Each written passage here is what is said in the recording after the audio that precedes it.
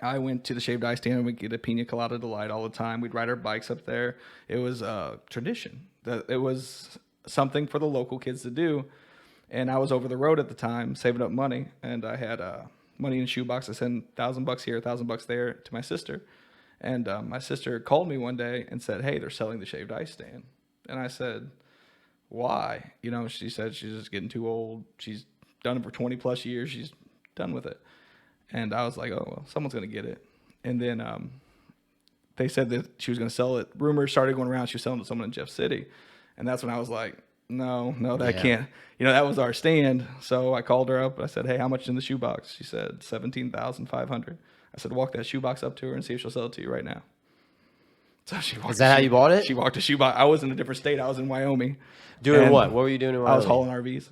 Oh, because you were driving, you were trucking. Yeah, That's what you were doing for a living at the time. So I called her and said, "Take that whole shoebox up there and offer a shoebox with $17,500 cash in it."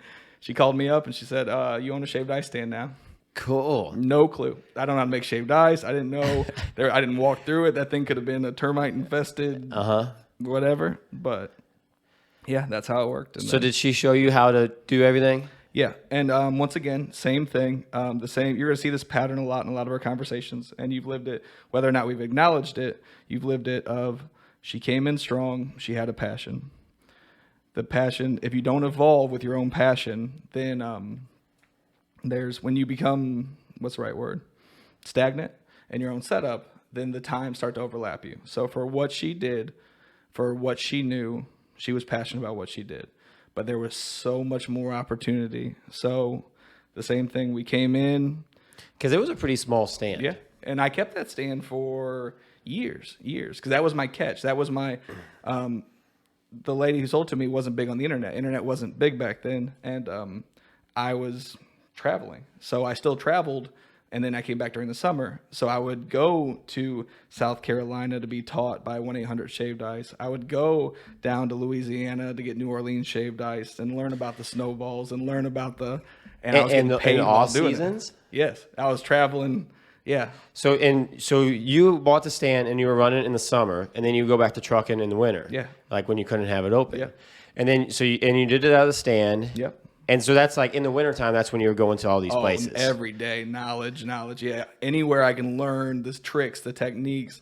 And then, because they would make 5 gallons at a time, and I would learn how to make the simple syrup by itself and then mix small portions. So I can make you shaved ice syrup the size of a shot glass, whereas they had to make it in huge quantities. So the reason why they only had 20 flavors and we were able to go to 100, because we were no longer storing in bulk, we found ways to get it down. Yeah, store it with lots of. If you created a machine in your business that different style creatines could be mixed with the proper water right there, where they'd walk up, put their money in, press a button, and get it like that, you'd probably make a lot of money, because they're not over there doing the shake thing, doing the whatever thing. But it's finding a need, finding a void, finding a way in small portions. So now instead of selling giant things, you can get it like a regular soda fountain situation, or the coffee cup. They drop the cup, and out comes. So I thought about that too. It's kind of like that, and I was thinking about that long before I even bought a gym. Yeah, I was like, because I remember going to gyms and having to carry my tub of protein in, and my pre-workout and all this stuff in. Yep. And if you leave it in your car, the sun dries it up and it's all clumpy in that side, and it kind of sucks if they don't have lockers at the gym. You can't leave it there. Right. And I'm like, wouldn't it be so cool just to be able to have your shaker cup? You pay 50 cents or $1 and drops right in, shake it up, and walk out. That's the same theory as what she did. So she thought that you can only do a gallon at a time. So 40 gallons at what, 8 pounds a gallon? That starts to add up in that little trailer. That shelf was starting to get, so we were able to make changes through knowledge, through research, and we built the passion. Did I have a passion for shaved ice prior to buying that? No, my passion was business, finding a void and filling it in the town I lived in. So that's what we did. We did the best we could. We ripped it out. We started fresh. And then, and once again, she believed it. She believed when she sold it to me. You're saying when you ripped it out and started fresh. You're talking the inventory? I'm talking about the building. We took that trailer down to the walls. We ripped out the counters. We had to, it's like a tiny home for a business. We had to create space. We had to go online and find the world's smallest NSF approved sink. It came out of an espresso cart in New York. NSF approved. NSF is National Foods, NFS, sorry. NFS, National Food Safety. Okay. So when the health inspector walks in, they're going to say is it NFS. So that cup may be good. This cup may be real good now, but if you can't clean it really good, then it's not going to be approved for situation. It's so crazy the things that they can like Little regulate details. like that. Yeah. You should have saw how small the sink was. It was a joke. I thought it was like a Barbie playhouse. But it was approved.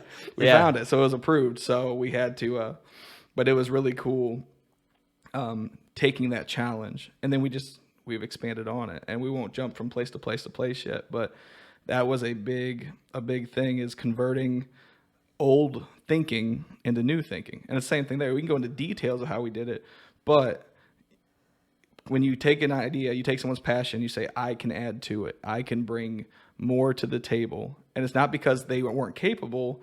Their mind just was stuck in their past. And when it started, that's how it worked. And so I got to tell myself daily to stay open-minded without getting crazy. So how can you make something better without going off and buying 2 more popcorn machines? Because that was a little crazy. But yeah, I mean, that was one of those things to where I think the shaved ice stand.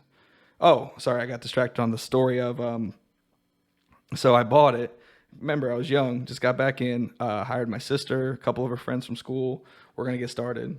And then at the time, and she's with us now, the time the lady of the bowling alley saw a bunch of punk kids coming in, and she's like, you can't be here anymore. So for 10 or 20 years, the stand sat in the same spot, same everything. And then overnight, the minute I bought it, I started out with a, get out. They kicked you out. Yeah. Because that was something, sorry. Yeah, you're good. They, that's what I was wondering. I was like, did he get a lot with it? Anything like Nope. that? So they were just allowing this lady They were renting to her $300 a month.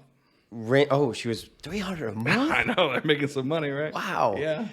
Wow. Yeah. I mean, that's Prime location right across from McDonald's. I guess so, but So man, you the get your parking hands lot on wasn't that nice. No, oh no, it was junk. It was Wow. junk. But okay, so that was a big question I had was, did you get a lot or how that work out? So you buy it and then they immediately evict you. They immediately evicted me, so we closed for that season because Yeah. we had nowhere to go. Here's a good question. It brings up a question. I just thought of it just now. Just tell me, can you have a successful business and not have a social media platform? Can you be generic like we're talking about and still survive? Is there still enough old school ways? And it's doing it now, but as the future goes on, where comes the point where you as a business can say, I have no social media? I would say no. I would say no because of the fact it's not because it is because whoever is this is from, like I said with the book. Yeah. The social media and getting connected with people is that extra drive. Yeah. It is that extra. It's what people are working extra hard on. And so now, right now there's businesses succeeding that have been in business for a long time that were prior to the internet and social media. Right. And so those people have developed a name and they have succeeded. But that's what we're talking about. In the future, There's no if you own a business, Yep. and even if it's been open for 20, 30 years, if another company comes in town and they start that exact same business and they're doing everything exactly like you're doing, give them 5, 10 years and give them a social media page that they're active on and watch them push you out of town. This is gonna, I mean, you hit a nail on the head. I'm gonna ruffle some feathers, but I don't care. I'm not in the ice cream business anymore. So it's literally happening right now as we speak. If you look around at the restaurants. So I was a huge Central Dairy supporter. Central Dairy from the start. It was local. It was the local thing in Jeff City, Central Dairy. I bought a box truck from Canaan Pawn. Still had cash for gold on the side of it. I went to G&G Welding, welded a $200 generator to the back, fired the thing up, threw deep freezes in it, and drove it down the highway while it was running with deep freezes in it. And I would pick up my ice cream for Snowensville. Because at the time, Central Dairy and Highland were battling, and only one was in Snowensville, and there was no Central Dairy. So even when there wasn't Central Dairy in Owensville, Snowensville had it because I ghetto-phonics my way all the way to the point to we were there. But anyway, they've dominated the game. So then Prairie Farms comes in and says, I'm going to buy Highland and Central Dairy. You both can no longer fight. You're both on the same team. We're going to dominate this game. Now, Central Dairy's been around forever. You can go to anybody who's from Missouri knows where Central Dairy is in Jeff City and get an ice cream cone. Now, I've never had it. Oh, are you serious? Swear on my life. Oh, my never had it. goodness. Oh, and you're gonna I have could to take a not trip. tell you how many people are like, that Yeah. always say we need to, because we go to the lake every year, big Yeah. car show, and everyone's like, And- we need to stop in there and get some Yeah, ice you've cream. I'm never like, had it. Never Oh, had it, my man. goodness. You need to- Never even when you had it. Yeah. No, you need Never. to swing by Snowtown because they're one of the last ones to still carry it. So Central Dairy has dominated the scene for 80 years, 50 years, whatever it is, a long time. And they've become stagnant in their situation. Now here comes Ice Cream Factory. They're the new trend. Ice cream is good, in my opinion? Not at all. Not even close. Is it? But it's unique. Their branding. So now, where it's just a Central Dairy logo, Ice Cream Factory comes in with these flashy flames and peach cobblers and all this stuff. And they start throwing so much junk in there, and they're just making it flashy in their shirts and their environment. And now, Central Dairy ignores it. Now there's a thorn in my side. Now they're growing. Now, even though their product isn't as good, they can argue it is because their sales have told you it is, because their advertising, their branding has told you it is. So you put two side by side. Ice Cream Factory is more expensive than Central Dairy. Ice Cream Factory is not as good as Central Dairy, but Ice Cream Factory is selling more than Central Dairy. So it went from just Simply Sweet in town carrying Ice Cream Factory to now Simply Sweet and First Street Eats is carrying Ice Cream Factory. To now, Wow. so you see them slowly growing, and I was the core that held Central Dairy down. We were the ones who moved their product because I took their product and put my branding on it to push it. Now they no longer have my branding. So Snowtown's still learning. Remember, give them a couple months, but their last picture on Facebook was a cartoon drawn ice cream, just like loop bowl. So there was nothing that was like, hey, this is amazing. Hey, this is good. There's no price. There was no picture drawing you in. I had stuff like Mint Everest, giant mounds of mint with caramel over it and everything else. And I took Central Dairy and brought it to that level. But I'm sitting back and seeing Ice Cream Factory with their branding. We're talking about branding coming in, and their advertising and their David and Goliath. They're slowly chipping away at a bunch of old people. Because once again, no offense, there's a bunch of old people at Central Dairy, and they're not hiring a marketing team. Yeah. They're not coming in strong. So we're seeing it firsthand here in Missouri that, and people are going to jump on here and be like, oh, Ice Cream Factory is so much better. Yeah. Matter of opinion. It's an opinion. It's an opinion, Yeah. right. At the end of the day, though, it's not an opinion that Ice Cream Factory is out-branding the Goliath Central Dairy 10-1. So for anyone who says branding isn't a thing, branding, I believe, as long as Snowtown doesn't do a switchover, I really hope they don't. But there will come a point in time where Ice Cream Factory will be more dominant in Owensville than Central Dairy. So where did they start out from? A driver from Central Dairy Really? decided he was going to break off and That's gotta feel good. That's gotta feel real good. I just seen a picture the other day. Somebody had it and and I was like, "Ooh, that does look good." Like that was Yeah. They're doing a Branding. good job. Now, is there can you overload on it? You think? Because that's what I'm always worried about. I'm always worried about putting too much out there where people get to the point where they're like, "I am sick and tired of seeing Ryan share stuff on the fitness parlor. I'm gonna unfollow it because it's too much." I schedule mine one a day at about 7 a.m. That way it can't be over. You can ignore one, no problem. You get 20. One a day. One Doing a day. one a day. I try one a day. Yeah.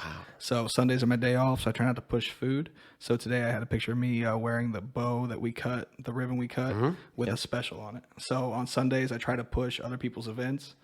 And if we're slow on certain days, then I throw others because what's it going to do? This is on the Snowsville Snowsville page. page. So if you look on there, usually once a day, there's going to be a post every day. And if you want to see it, great. If you don't, great. But the way the algorithm works on Facebook, if you have a 1 week special selling your brand and you don't post it till that week, you might as well throw away 4 of those days because there's going to be people 2 weeks later that see that. And what happens is after they see those outdated posts for a while, they start ignoring them because they just know they're going to miss it every time. So if you have a contest coming up, you better be 3 weeks out saying, hey, we got a contest coming up. And then once a week or every couple days, hey, just so you know. So, and you have to ingrain it in. I think a lot of these mom and pop shops are messing up because this whole special of the day stuff, I can't tell you how many times I've seen a breakfast burrito at Simply Sweet I wanted, and it was 3 days old because Yeah. Facebook didn't show it to me. The algorithm didn't show it to me. Just didn't pop up. No. Or maybe you're just not active on social media, and so Right. it's if you only post, because I really only post once a week. But yeah, you're right. Every day. If it's not every day, and you're not on social media that much, you just hop on, hop back off. It's gone. Yeah, Who knows when you'll So, see it next? Exactly. Yeah. So I try, and then certain things you can repeat. So don't, at the same time. See, mine's trial and error. I'm like, do I do more? Do I do Right, less? yeah. Right, like so. I've been I try through to do that. some I've trial done it and where it's error 3 or stuff. 4 or 5, and then I did it once a week, once a month, and that my happy number is just once a day. I just post.